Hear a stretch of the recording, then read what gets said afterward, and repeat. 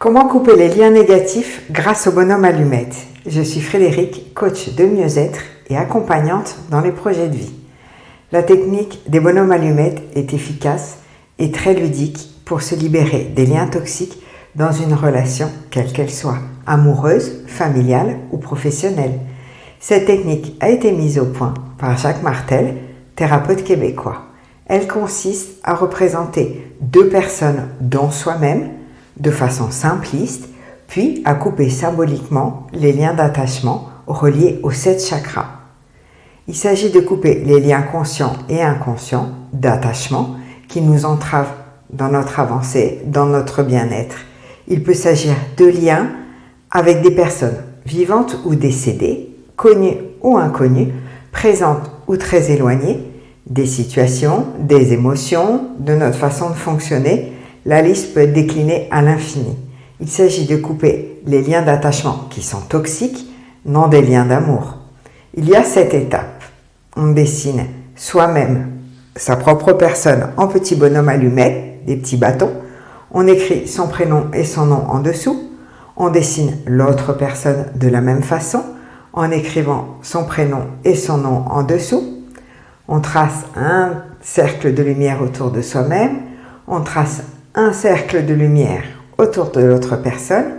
On trace un cercle de lumière autour de nous deux. On relie les deux personnes avec les 7 lignes de centre d'énergie qui sont les chakras. On peut les tracer avec des couleurs des chakras si on le souhaite. On coupe au milieu des lignes avec des ciseaux.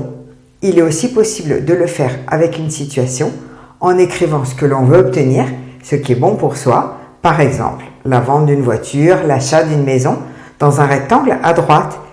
Et on trace toujours les 7 lignes des chakras. Et on coupe la feuille en deux de la même façon. Il est aussi possible de le faire entre soi et soi. Peu de personnes le savent. Par exemple, entre soi en bonne santé et soi malade.